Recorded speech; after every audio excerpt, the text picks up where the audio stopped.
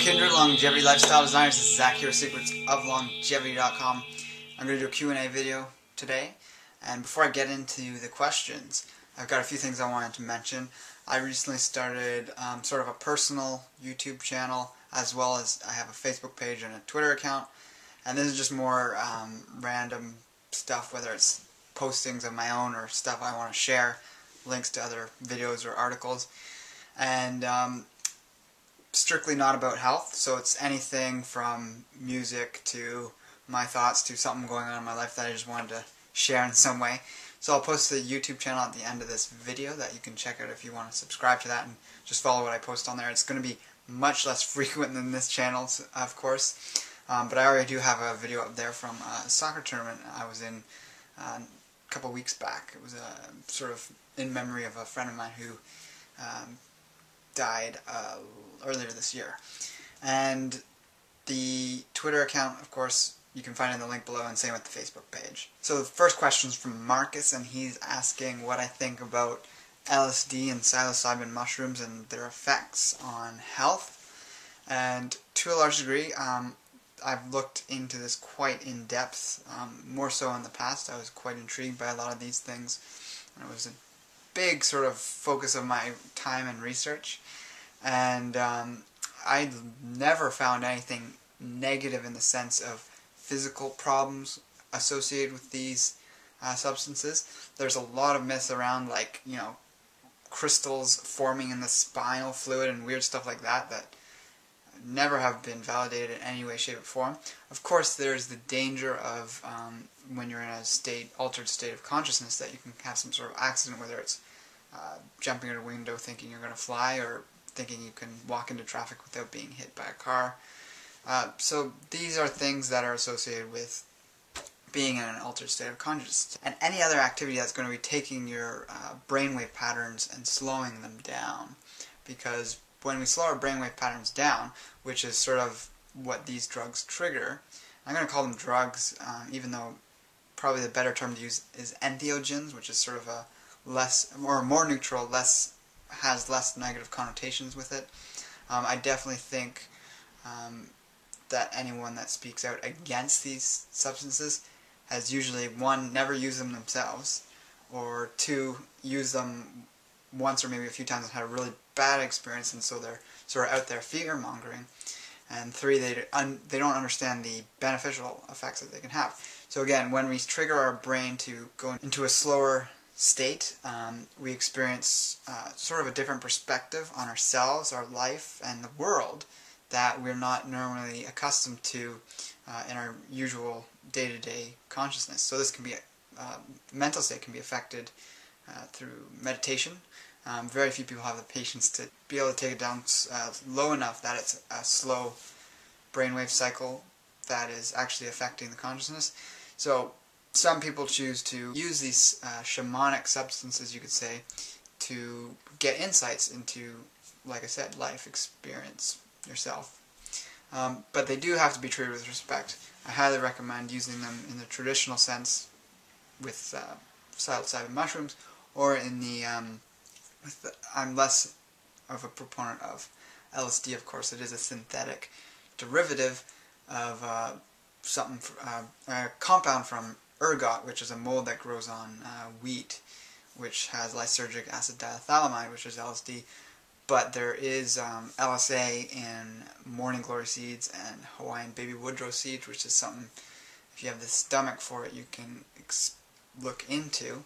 But they can have a harsh effect on the body in terms of being very hard on the digestive system. So that actually would have negative health effects in terms of, I'm not sure if it's giving you liver issues or what, but with psilocybin mushrooms, they don't have any recorded negative effects, of course, unless you're overdoing them and trying to do them every day or something. I've heard of people getting ulcers from them, but a one-off use, no more than once a month, I'd recommend no more than once a year, is perfectly fine. And I have had a lot of experience in my past with a wide variety of substances, and I would definitely recommend against many of them, but there are a few that I continue to say are fine for people's health and are actually beneficial for altering people's consciousness who are maybe in sort of a place that is very tight and not very open to seeing what's actually going on in the world. So they can be quite expansive in that way and very beneficial on a spiritual, mental, and emotional level. And yeah, that's my thoughts on that. Next question's from Bobby, and they're asking whether I'm doing animal foods right now, and I have done animal foods my whole life. I've only been vegan at one point for a couple weeks, perhaps a little more than a month total. I was vegan a little bit going up to before I went to Hippocrates for maybe a week or two, and then I was vegan a little bit after that. So this was a little over a year ago, the summer of 2009, and then I was vegan for a few weeks after, like I mentioned, and then I went back to consuming raw eggs and other things. Right now I am experimenting with a few things. I recently cut out eggs, just for now. I'm not saying I'll never eat them again, but I'm just seeing the effect it has on my mind and body. I'm actually kind of liking the effect it's had on my mind. I've been sort of looking at the idea of tamas, rajas, and sattva from Ayurvedic medicine and sort of the foods that they group into each category and how each category has a different effect on the mind.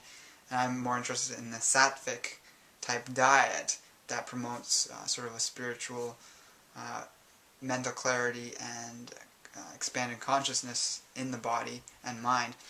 And I'm actually, even after a week and a bit, I'm experiencing some good benefits from that. And actually what spurred me to look into that was I recently experimented with some raw meat. I hadn't eaten meat for a very long time, and it's something I don't think is a big deal to experiment with. I'd encourage anyone that's looking to try something they haven't tried for a while, whether it's going to raw food or whether it's going back to cooked food or meat or dairy or eggs, just to see what effect it has on your body, to see if you feel okay. Of course, if you don't want to do that, don't do that, because you probably will have a greater negative reaction than you would if you were just experimenting. But sometimes when you experiment with something, you realize there's something missing from what you personally require for your body at that time. At first, my first feeling with the flesh was it felt good in the sense of it was very filling, but it did alter my meditation practice, which quite quickly dropped in my mental clarity. So that's my reason for not wanting to touch that at the moment. But I was using a little bit of beef, which in terms of being raw, it's the flesh with the least amount of chances of having parasites. So that was my reasoning for choosing that. And I did prepare in a way that had lots of ginger and garlic and other things that would knock out any latent stuff going on.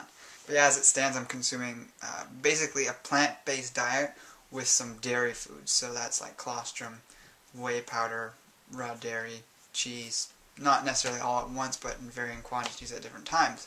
But again, plenty of plant foods, which make up the main portion staple of my diet. And on a similar topic, someone has asked whether there's a vegetarian source for collagen.